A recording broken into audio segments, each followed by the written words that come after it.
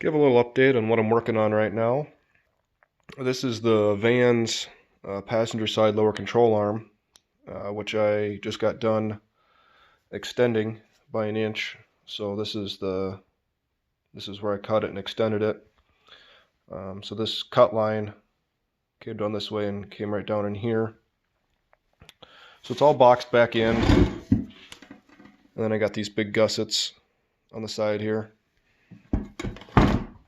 on both sides. So that should be minimum as strong as it used to be, probably a good bit stronger. So this will push my track width out another inch on each side, I used to run 1/2 inch spacers, so I'm only going to be 1/2 inch wider than I used to be. But that will also help reduce my scarb radius and help it from destroying either arms quite as fast. If you can see up in here, I've got the upper control arm cut. And these are just temporary spacers put in. I'm having the machine shop weld up me some nice sleeves. That'll fit over these real nice. And I can finish that up once they get done with those.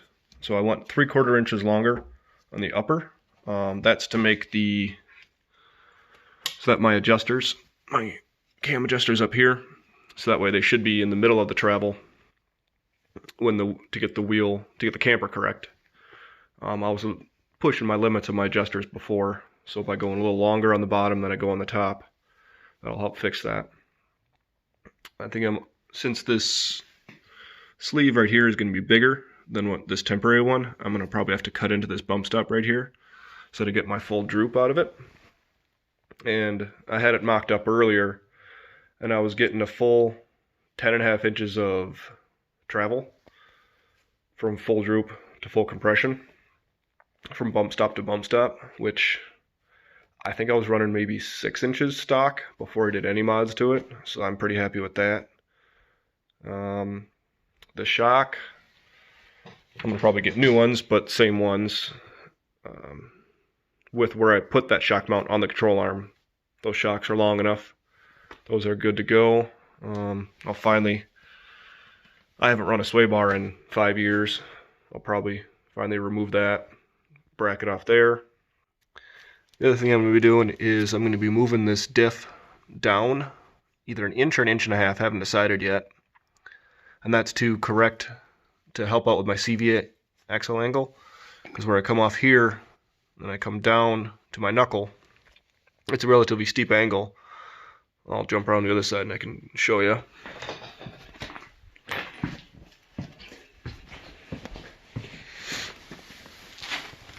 So this is how it was, or original control arms, just with some other modifications to it.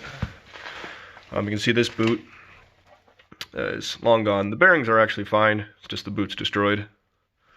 But that angle on there is relatively steep, and I've got room right down in here.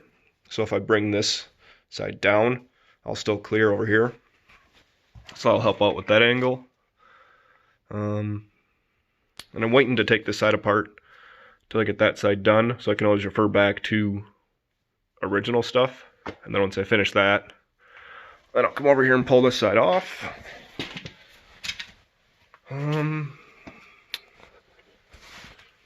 think this side, let's see if I get the light to cooperate. See where my tire rubs right here? By going with the wider track versus spacers, it won't contact there as bad. But I think where this little lip is right here, I'm just going to cut back and then move this section back and then rebox this section of the subframe in, just to give me, so I won't run into these. Because it would catch at full lock, and it's just annoying. It's nothing terrible, but. And then while I'm in here, like a lot of what's going on with these knuckles,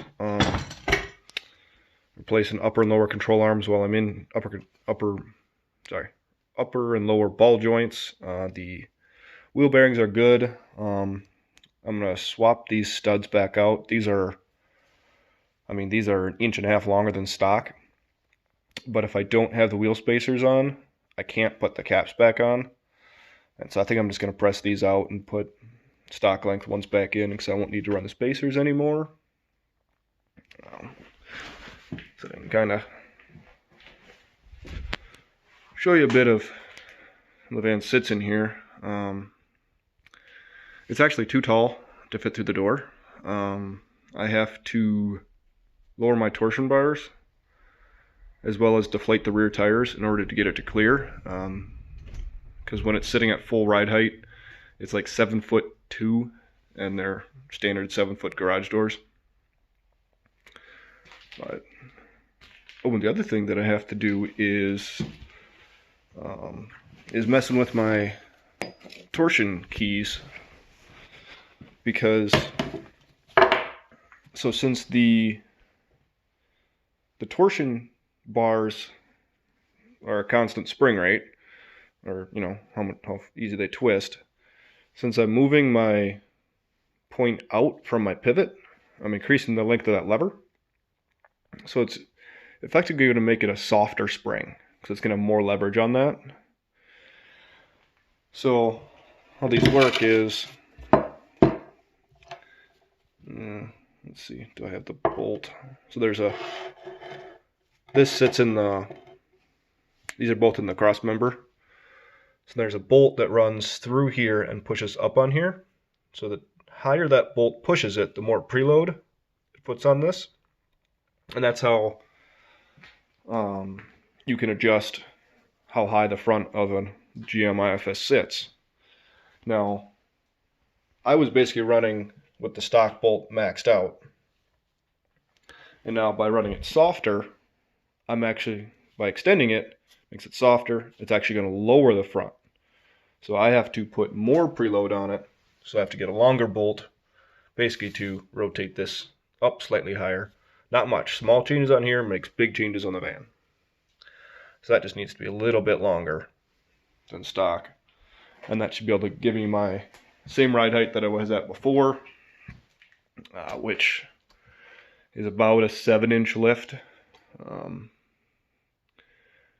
then, let's see, I think before I get done and pull it out of the garage, these Mickey Thompsons are coming off.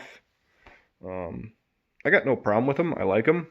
But I think I'm just going to go with, I'm going to try out the Maxxis razors, same size. I'm going to try those out next and see how they work. Because these are,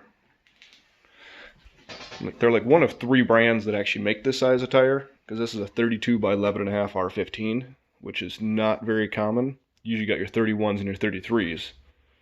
But then a few people make the 32s, which I have a hard time fitting these 32s because I was originally a 27-inch tire. So the 32s are a pretty tight fit to begin with. So I don't think I want to try to mess with fitting 33s on here, because then I'll be...